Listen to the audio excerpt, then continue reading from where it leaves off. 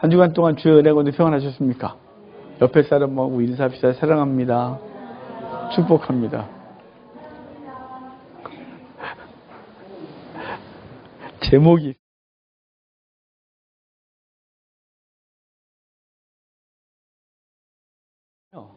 사실은 지난주부터 이 본문을 해 말아야 고민 무지했어요. 그래서 지난주 어떤 우리 집사님하고도 다음 주 고민이 많아요. 그랬어요.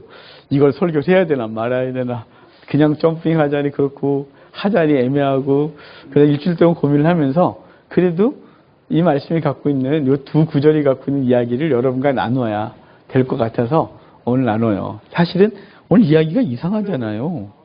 그죠? 한번 읽어볼까요? 다시 한번 51절, 52절 같이 봐요. 한 청년이 버스 몸에 배 혼니부를 두르고 예수를 따라가다가 무리에게 잡히매 배 혼니부를 버리고 버스 몸으로 도망하니라. 이게 뭐라고 이걸 읽고서 한 청년이 와서 배 혼니부를 들고 있다가 누군가가 너도 예수님과 한편이냐 그랬더니 그가 그 혼니부를 벗어 던지고 빨개 보고 뛰었다. 이 얘기가 오늘 본문이에요. 이게 대체 왜 기록됐을까요?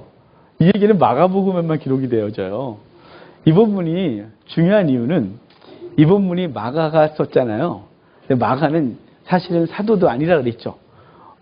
사복음서 중에 사도가 쓴 거는 마태복음, 요한복음, 그리고 이방인이 쓴 게 누가복음, 그리고 당시 예수님 당시는 미성년자였던 한 사람 마가가 썼다 그랬어요. 그러니까 당시 미성년자였고 예수님을 직접 따라다닌 경험이 없어요. 그런데 그가 복음서를 써야 될 필요를 느끼고 복음서를 썼거든요. 근데 복음서를 썼는데 그 복음서에 이제 복음서에 이 얘기를 자기가 쓰고 있는 거예요. 이게 무슨 뜻이냐 이런 거죠. 네, 이게 무슨 뜻이냐 이런 거예요. 그런데 이 얘기를 쓴 이유가 있어요. 이 얘기를 쓴 이유는 마가가 나는 증인이다 이 얘기를 하고 싶은 거예요. 나는 증인이다. 무슨 얘기냐면 이제 마가 복음서를 쓸 때 복음서를 쓰는 이유, 그것은 증인이 돼야 되는 거예요. 자, 생각해 봅시다. 우리 길을 지나가다가 가끔 현수막 써 있잖아요. 무슨 현수막 써 있냐면 몇 월 며칠 날 몇 시에 누구를 친 어떤 검정색 스타렉스를 찾습니다. 그런 거 있잖아요. 근데 그걸 본 증인이 돼야지. 내가 증인이 아니고 누군가의 들은 얘기는 증거가 될 수 없는 거죠. 직접 봤어야 되고 또 뭔가 증거가 있어야 되겠죠.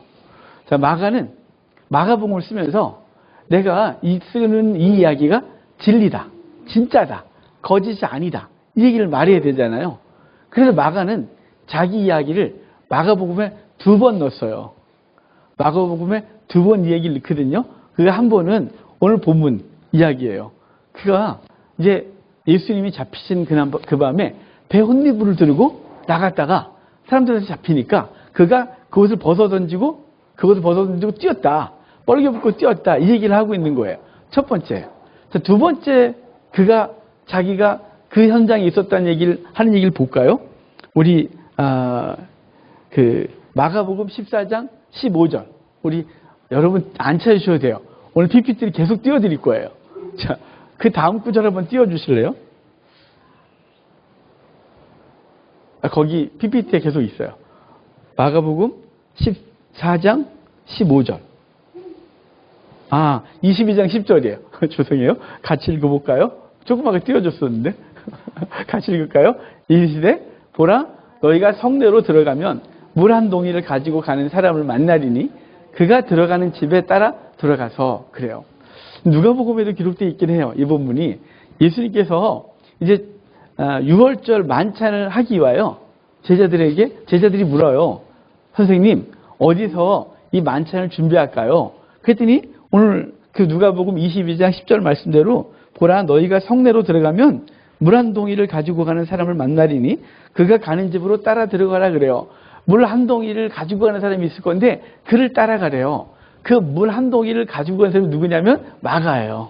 그리고 마가가 자기 집으로 갔고 그리고 그 마가의 집에 따라간 제자들이 예수님 말씀대로 우리가 이곳에서 만찬을 좀 해야 되겠소. 그랬더니 그러시지요. 그래서 초부의 만찬을 한 집이 마가의 집인 거예요. 그러니까 마가는 자기 이야기를 2개를 집어넣어요. 그래서 자기가 쓴 성경이 실제 내가 보고 경험한 거다. 초대교회는 우리 집에서 벌어진 거다. 얘기를 하고 싶은 거죠. 그래서 마가는 이 배운 이불을 들고 가다가 뻘개벗고 뛴 얘기 자랑스럽지 않잖아요. 여러분 같으면 쓰겠어요? 예수님 잡히시던 날 밤에 내가 누드 달리기를 했다. 동네 사람 다 봤다.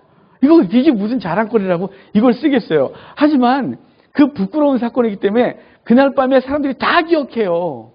빨개 벗고 뛴 청년, 아, 그게 너야? 이렇게 하는 거죠. 그래, 내가 그 현장에 있었어. 그 집이 우리 집이야. 얘기를 하고 싶었거든요. 그래서 마가는 마가복음을 쓸 때 자기를 거기 있었다. 이렇게 말하고 싶은 거죠. 그래서 내가 하는 이 증언, 이 복음은 실제다. 내가 보고 겪은 거다. 내가 듣고 배웠다. 이 얘기를 말하고 싶은 거예요. 자, 마가는 이렇게 돼서 마가는 이제 그 자신이 복음서에 슬쩍 자기를 집어넣고 이 마가가 그럼 예수님을 어떻게 믿게 됐느냐? 이게 되게 중요하겠죠. 마가는요, 안 믿을 수가 없었죠. 우리 마가복음 14장 15절을 보면 거기 이렇게 돼 있어요. 읽어드릴게요.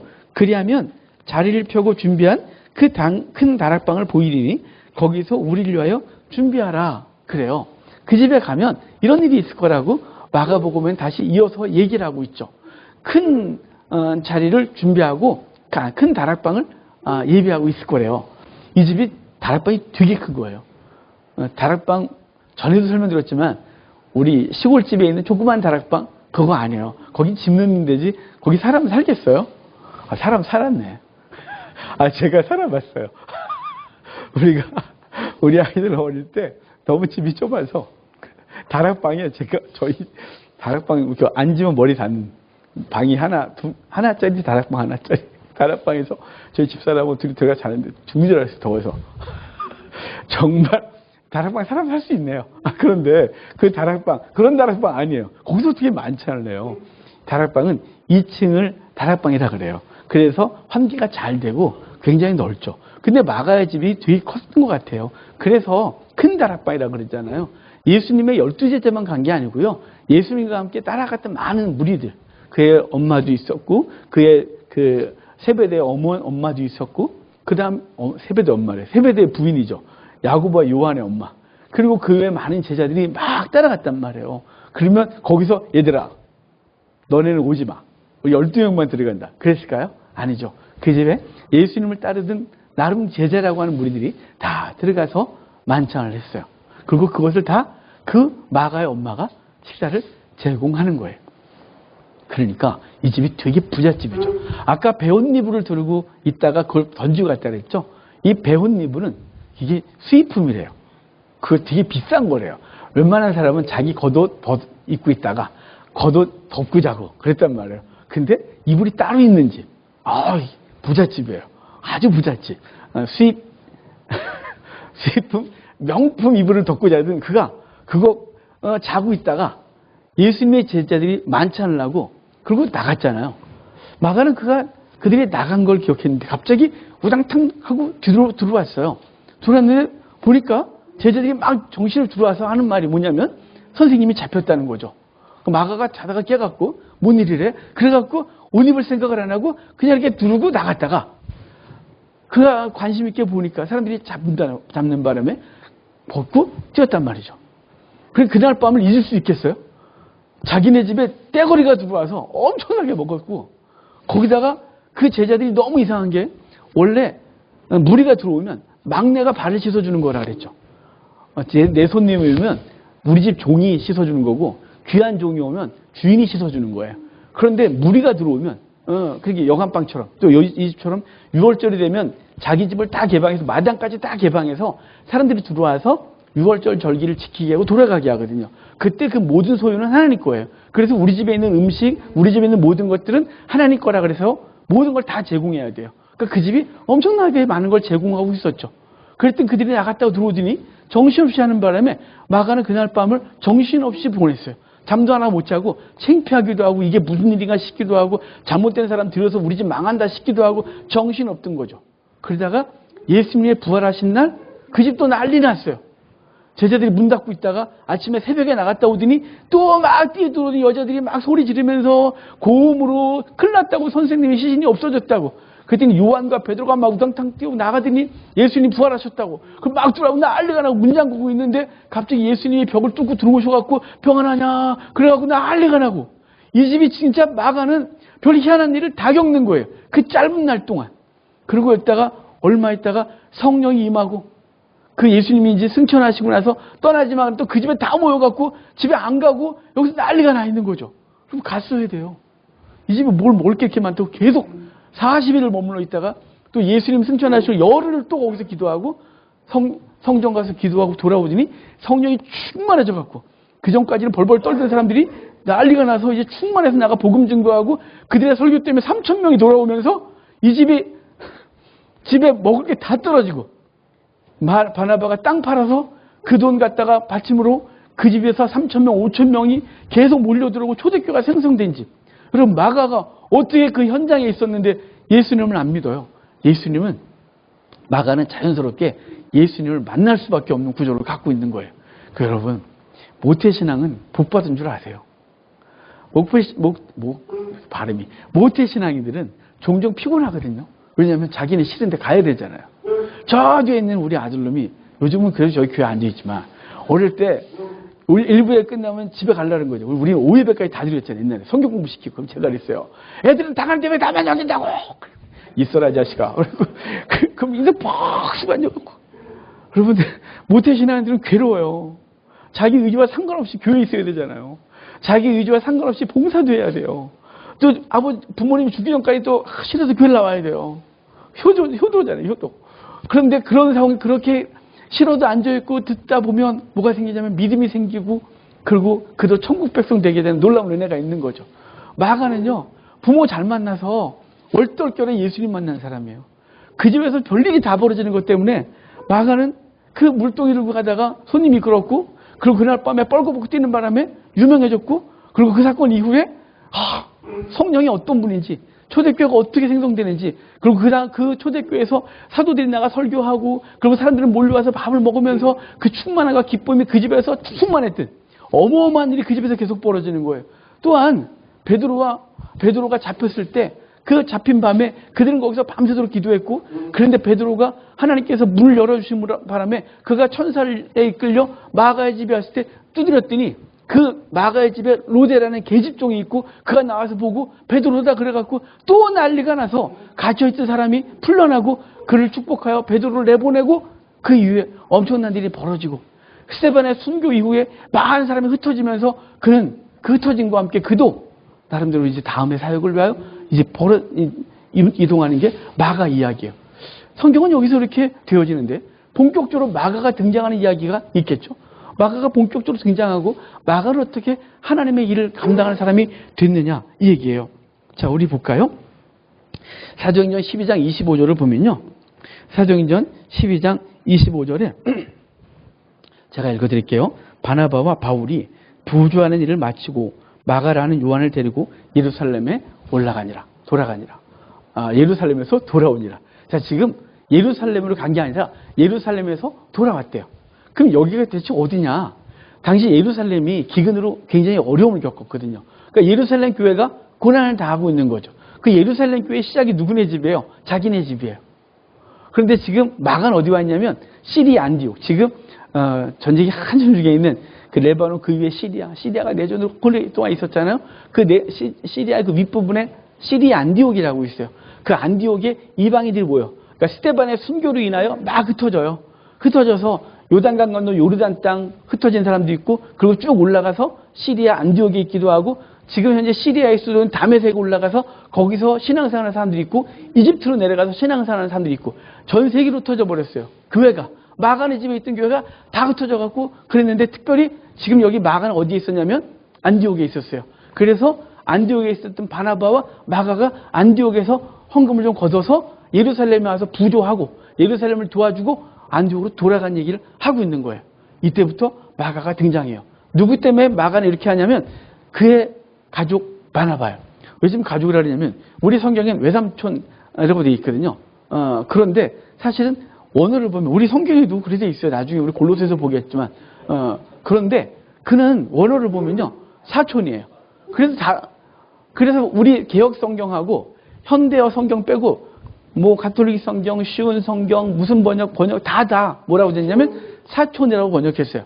그래서 바나바를 우리는 외삼촌이라고 성경에 되어 있는데 그 대부분 원어나 대부분 번역은 사촌으로 번역해놨어요. 저 요번에 알았어요. 요번에 뒤지다가 이거 성경 하나씩 다 하다가 제가 성경 볼 때 이렇게 원어를 한 번씩 뒤져본다 그랬잖아요. 깜짝 놀랐어요. 너무 창피했어요. 나 그동안 외삼촌이라고 했는데 이거 어떻게 수정하지? 뭐 어떡하겠어요. 뭐 모르는 걸 몰랐다 그래야지. 하여간 사촌이에요. 바나바가 그의 사촌이었고 바나바가 먼저 하나님의 사람이 되어져요. 그래서 바나바가 마가를 데리고 다니면서 원래 바나바는 그 교회 초대교회 예루살렘 교회 중심 멤버였고 그는 그의 땅을 팔아서 그 수많은 사람을 먹였던 사람이잖아요. 초대교회가 흩어지면서 바나바는 안디옥으로 왔다고 보여주고요. 안디옥에 마가를 데리고 와 있다가 지금은 안디옥에서 예루살렘 교회를 부조하고 도와주고 돌아갔다 그래요. 그 다음에 이제 본격적으로 바나바와 바울과 마가가 선교를 하게 되거든요. 사도행전 13장 5절에 1차 선교 여행을 떠나게 돼요. 거기 같이 읽어볼까요? 살라미에 이르러 하나님의 말씀을 유대인의 여러 회당에서 전할세 요한을 수용원으로 두었더라. 여기 누가 나가냐면요. 바울과 바나바가 1차 선교여행을 떠나요. 안디옥 교회가 이방인들이 충만해졌거든요. 그래서 이제 우리가 이제 선교하자. 그래서 최초의 선교가 공식적으로 파송되는 거예요. 그래서 안디옥 교회에서 2명을 선택해서 안수하여 보내요. 그가 바나바고 바울이죠. 바나바 바울이 공식 선교사가 되어 출발하는데 그때 바나바가 자기 사촌, 조카 뭐 등등 그를 데리고 가는 거예요. 그래서 바나바가 마가를 데리고 키프로스를 가거든요. 여기 구브로 그러는데 우리 현재 지명 키프로스. 안디옥에서 쭉 배를 타고 쭉 직진을 하면 그 큰 섬이 하나 나와요. 그 섬에 도착해서 복음을 전하는데 바나바와 바울을 옆에서 돕는 어린 청년이 있는데 그 청년이 마가였단 말이에요. 마가 종종 여기 요한이라고 돼 있었죠. 요한은 마가의 유대식 이름이고 마가는 헬라식 이름이에요. 그 요나 존 우리 영어로 존 그러죠. 요나 또는 우리 요한 뭐 등등 이렇게 번역되는데 마가 요한 그렇게 말하는데 요한은 히브리식 이름이고 마가는 헬라식 이름이에요. 왜냐하면 그가 헬라에서 살았던 것 같고 헬라어를 진짜 잘해요. 왜 그럴까? 그는 예루살렘에서 자랐을까? 생각도 해보지만 부모 잘 만나서 일찌감치 유학 보내서 라틴어도 하고 그러거든요. 그래서 그가 그래서 그런지 아니면 그가 바나바 고향이 키프로스였고 키프로스는 헬라 지역이었어요. 그래서 그곳에서 나름 잘하고 국제적으로 자랐던 친구 같아요. 그래서 그는 나중에 베드로의 통역관이 되거든요. 1차 선교행 떠날 때 마가가 그들을 보좌해요. 그래서 키프로스 총독을 구원하고 그리고 키프로스에서 터키로 넘어가게 돼요. 터키로 넘어가는데 터키 아탈리아항에 도착하고 거기서 버가라는 곳까지 가거든요. 근데 버가에서 마가가 돌아가요. 우리 13장 사도행전 13장 13절을 보면요. 함께 읽어볼까요? 바울과 및 동행하는 사람들이 바보에서 배 타고 밤빌리아에 있는 버가에 이르니 요한은 그들에게서 떠나 예루살렘으로 돌아가고 잠깐 놔둬보세요. 여기 바보라 그랬죠? 바보라는 동네가 있어요. 우리 바보로 번역해서 그래요. 키프로스에 파포스라는 항구가 있거든요.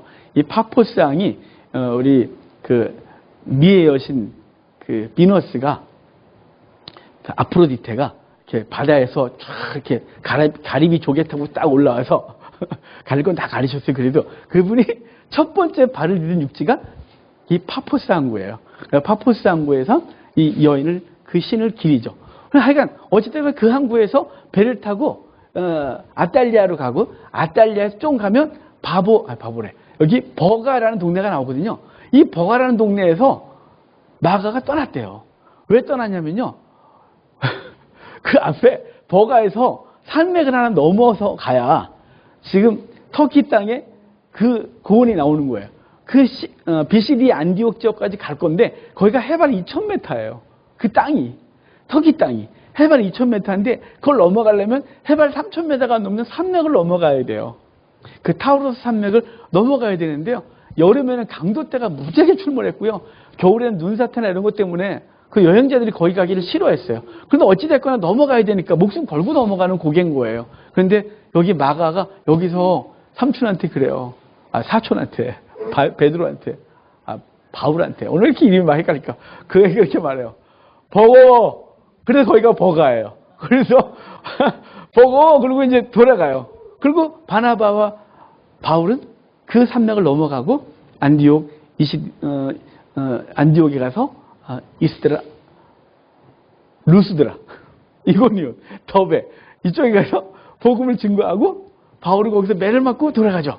그리고 거기가 갈라디아 지역이 되는 거예요. 그래서 갈라디아 지역에 편지를 쓰는 게 갈라디아서거든요. 그리고 돌아와서 이제 있는데 예루살렘 교회 가서 이방인들은 어떻게 예수를 믿으면 어떤 규정을 지을까 이런 얘기를 잘 알고 있는데 그 지역에서 편지가 와요. 갈라디아 지역에서 소리가 들리기를 믿음으로 구원받는다.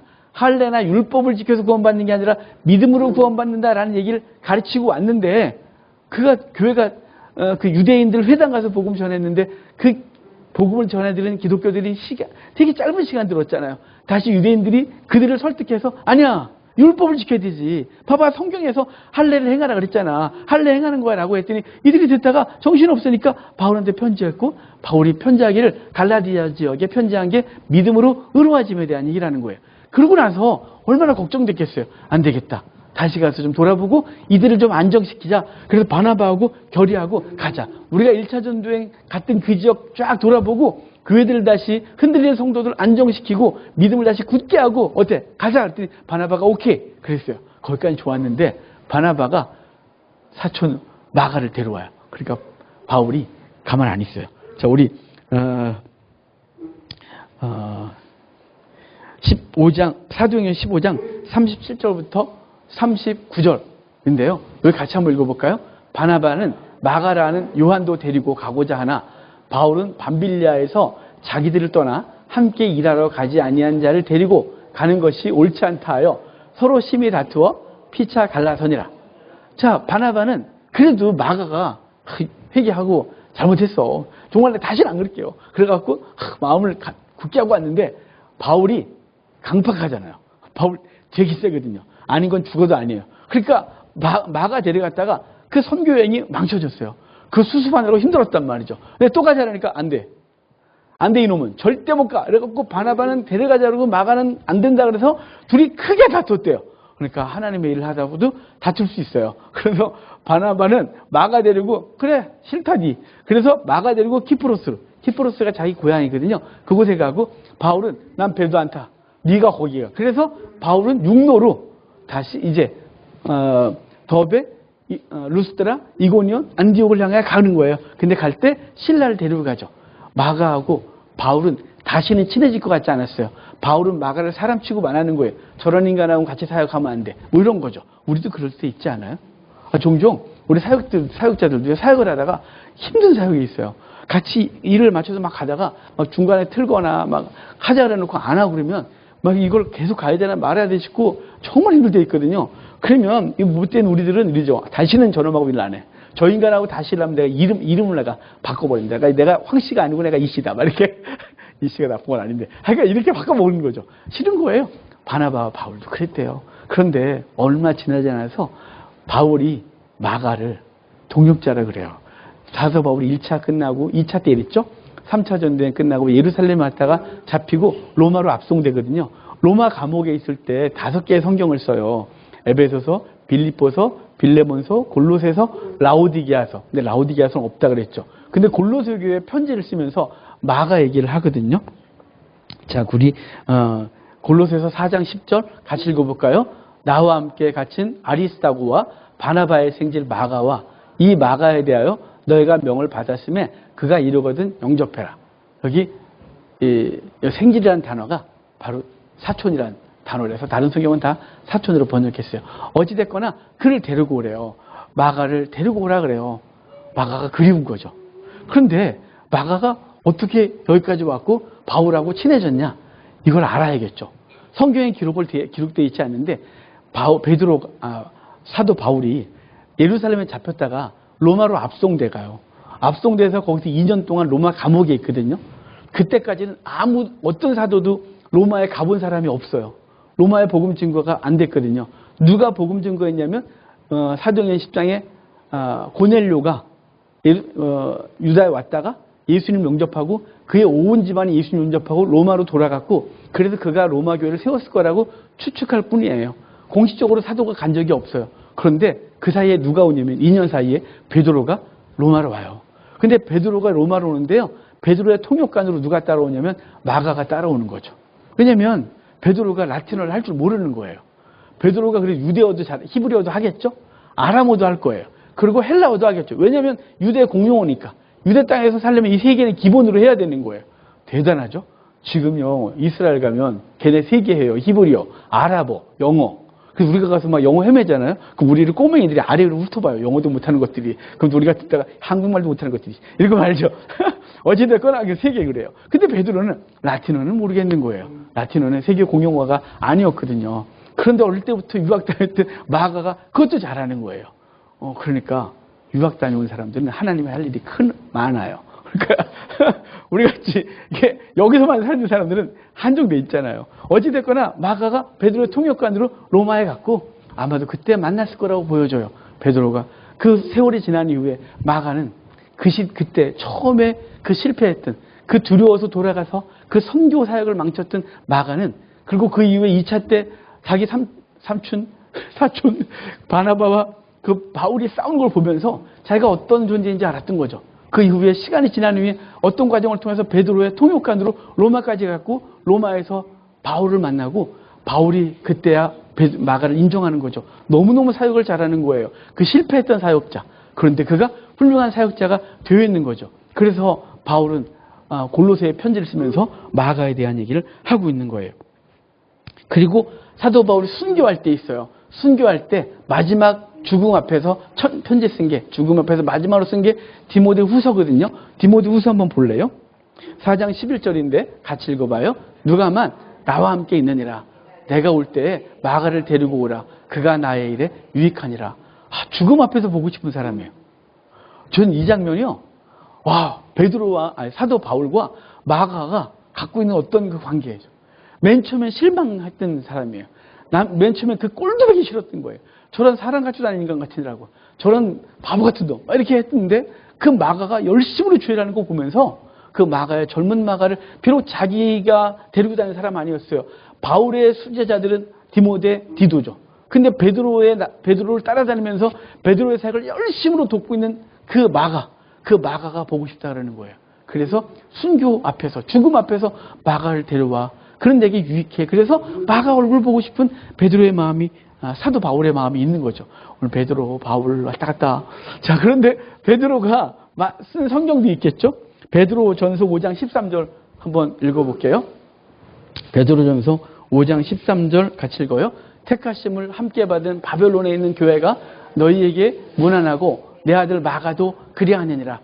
베드로가 이제 베드로 전서 후서 쓰죠. 그 전서를 쓸 때 환난과 박해 가운데 있었거든요. 그때 베드로가 그 흩어져 있는 기독교도들에게 편지하면서 바벨론, 로마에 있었어요. 그런데 로마가 바벨론 같은 것이죠. 그 악이 가득한 그곳에서 편지한다 그러면서 내 아들 마가 이렇게 표현하고 있는 거예요. 베드로는 그를 아들로 생각하고 그래서 베드로의 그 가치를 다 배워요. 그래서 마가복음은요. 그 베드로가 설교한 게 사도행전 2장이거든요. 사도행전 2장 설교를 뻥튀기에 집어넣고 베드로를 뻥 튀겨넣으면 마가복음이 나와요. 제가 비유한 거예요. 왜냐하면 마가는 베드로의 가치를 철저히 배워요. 베드로를 따라다니면서 예수님에 대해서 베드로를 통해서 배워요. 베드로의 어떤 신앙적 가치관, 선교적인 열정, 그 목숨 거는 이거 다 배우는 거예요. 그래서 나중에는 훌륭한 그리스도인이 되죠. 마가의 최후가 있어요. 마가는요, 이후에 기록이 더 이상 없는데요. 공식적인 기록은 없고, 마가가 어디로 가냐면, 이집트 알렉산드리아로 가요. 알렉산드리아에서 교회를 세우거든요. 그 교회를 세우고, 그 교회 이름이 콥틱 기독교예요. 왜 콥틱 교도교를 하느냐면, 그 이집트의 그 방언 중에 하나가 콥트어거든요. 그 콥트어를 쓰는 사람들이 세운 교회, 그래서 콥트 교회인데, 콥틱 교회라 그래요, 현재. 그 콥틱 교회는 이집트의 약 20%예요. 여러분, 이슬람권에서 기독교도가 20%의 나라는 없어요. 우리나라보다 더 많은 거 아세요? 우리나라 지금 기독교 인구 10%, 이집트는 20%, 거기가 더 많죠. 이집트는 그 kop틱교회가 비록 우리하고 신앙이 약간 달라요. 우리는 양성론 그래요. 좀 복잡하지만 예수님의 신성과 인성을 다 인정해요. 근데 이 kop트교회는 예수님의 인성을 인정하지 않아요. 예수님은 오로지 하나님이시다만 인정해요. 약간 다르죠. 그런데 성도끼리 만나서 얘기하면 별다를 게 하나도 없어요. 신학이 그게 하나 다른 거예요. 그래서 그 칼케돈 회의에서 이단으로 규정했지만 사실은 그게 이단인가 아닌가 싶을 정도로 헷갈리긴 해요. 어찌됐거나 지금 공식 교회는 kop틱교회인데 그 kop틱교회를 누가 세웠냐면 마가가 세운 거예요. 마가가 거기서 열심히 증거했고 그래서 교회가 세워지고 그 이집트 교회는 훌륭한 학자들이 많이 나와요.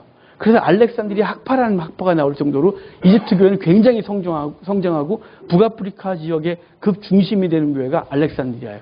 그 교회를 세운 게 마가예요. 마가는 나중에 어떻게 죽냐면요. 박해 때 줄에 매어서 말에 끌려다녀요. 계속. 그 사람이 아닌 거죠. 막 질질 끌려다니고 그리고 그 지치고 만신창하게 된 마가를 불에 던져서 화형시켜 죽이는 게 마가의 죽음이에요. 여러분 마가 이 일대기를 좀 봤어요. 비록 시작은 마가가 벌거벗고 뛰는 이야기지만 그는 후에 하나님의 영광 가운데 죽는 놀라운 사람이 되어져요. 그는 초기에 얼떨결에 기독교도가 돼요. 지가 되고 싶어 된 게 아니에요. 엄마 잘 만났고 집안 부자였고 그 집에서 희한하게 놀라운 일이 벌어지는 바람에 마가는 자연스럽게 예수님을 만났고 그리고 그가 초기에 좀 주의를 해보겠다고 했지만 그의 연약함과 인간적인 그 부족함 때문에 실패한 사역자였어요. 바울이 꼴도 보기 싫어하는 사람이었어요. 하지만 그는 하나님께서 선택한 그는 훈련받았고 결국은 주를 위해 죽는 자가 되는 거죠. 여러분 우리가 예수님 믿는 과정이 무슨 내가 의지가 있어서 믿었다? 그런 건 별로 없는 것 같아요. 저는 우리 아버지가 때려서 교회 보냈거든요. 저희 아버지가 큰 집에 갔다 오시더니 교회 가라. 교회 가면 착한 사람 된다. 교회가 너무 싫었어요. 첫날 갔다가 도망 나왔어요. 왜냐면 율동을 시키는데 이걸 뭐 저같이 쓸데없는 사람이 애를 갔더니 율동을 시키는데 일어서서 막 하는데 뭐 어쩔 줄 모르겠는 거예요. 도망 다녔죠. 아버지한테 걸려서 무지하게 의도맞고 어쩔 수 없이 교회를 갔고요. 교회가 저희 위로였고 힘이었고 저희 생명이었어요. 그래서 예수님을 만나게 됐고요. 우리 그렇게 된 거죠. 각자 나름대로 예수님을 만난 사연이 다 달라요. 그리고 우리는 주의를 한다고 하지만 그 의지가 충만할 때는 마가처럼 선교 내가 가리라. 내가 한번 뒤집어 볼게요. 그래서 막 해보지만 그 위기나 어려움 앞에서 무너지는 게 우리 모습이에요. 주를 위해 살겠습니다 하지만 우리 종종 무너지거든요. 그 무너질 때 자기도 자기가 싫어요. 그리고 주변 사람들이 왜 저럴까 싶까 하는 생각도 들 때가 있어요. 저도 그렇고 모두 그래요. 그런데 주님은 절대로 포기하지 않으세요. 꺼져가는 등불도 끄지 않으시고 꺾인 갈대도 뽑지 않으세요. 주님께서 그를 분명히 기대하고 계시고 그 연약함을 바로 세워서 하나님의 나라를 세우는 존재가 되게 하는 거예요. 비록 시간이 걸릴 거고요. 비록 연약함이 계속 보일 때도 있겠죠. 내가 그럴 거고 내 옆에 사람도 그러겠죠. 포기하지 않으셔야 돼요. 그를 포기하지 않으셔야 되고 우리 자신도 포기하지 마셔야 돼요. 하나님의 사랑으로 다시 일어나시면 돼요. 모든 사도들이 다 그런 경험을 겪거든요. 그 깡 좋은 베드로도 예수님 3번 부인했었어요. 온전한 사람이 어디 있어요? 그러니까 우리도 하나님께서 선택하신 우리를 반드시 훈련시키실 거고 훈련시켜서 하나님의 거룩한 일을 하게 할 것이에요. 어디까지 갈 거냐면 순교의 자리까지 가게 하실 거예요. 순교의 자리란 이슬람 가서 목배라는 얘기가 아니에요. 이 땅에서 여러분의 가정에서 여러분에게 맡겨진 사람 앞에서 나를 죽이는 거예요. 그게 순교죠. 그게 더 힘든 거 아니에요? 전쟁하다 총 맞아 죽는 거 고통스럽고 어렵겠지만 사실은 그 일상이 지옥인 곳에서 성도로 살아가는 게 더 지옥 아닌가요? 차라리 죽는 게 낫다 싶을 때 있잖아요. 그럼에도 불구하고 우리는 그 자리에 있어야 돼요. 그 자리에 있어서 그 줄에 매여 질질 끌려다니면서 만신창이가 된 내 자신을 봐야 될 때가 있을 것이고 결국은 불 속에 던져질 수도 있겠지만 그것으로 교회가 세워지고 그것으로 생명이 살아나고 이집트에서도 그 지중해권에서 지금 현재 가장 기독교도가 많은 나라가 이집트예요. 마가의 헌신으로 마가의 죽음으로 그 연약한 마가가 세운 교회 kop틱교회. 비록 약간의 우리하고 질이 좀 다르지만 그래도 기독교 그리고 저들이 자기들이 서원했어요. 이집트 교회가 모든 이슬람 교회를 담당하겠습니다. 라고 해서 kop틱교도들이 전 지역 그 지중해권의 이슬람 지역을 향하여 선교사를 나가고 그들이 죽어요. 그들이 지금 예수님 때문에 죽는 이슬람권에서 이집트 사람들이 죽는 거예요. 그리고 우리 동양에서 한국 사람들이 가서 죽고 중국인 선교사들이 가서 죽고 미국 선교사들이 가서 죽죠. 근데 가장 많이 희생하는 사람들은 이집트 kop틱교도라는 사실을 기억하셔야 돼요. 여러분 이것은 놀라운 은혜죠. 연약한 마가, 벌거벗었던 마가. 맨 처음에 시작은 수치였지만 그의 끝은 영광스러웠어요. 우리도 그럴 수 있어요. 중간에 넘어지기도 해요. 기대했던 내 삶, 내 가족들, 내 주변 사람들이 넘어지는 걸 봐야 할 때가 있어요. 하지만 주님이 끊임없이 보호하시고 돌보셨듯이 우리도 끊임없이 그 앞에서 죽고 끊임없이 희생하여 결국 우리가 하나님 앞에 서고 우리 가정이 살아나고 우리 주변이 살아나게 하는 놀라운 은혜가 있길 주의 이름으로 축복합니다.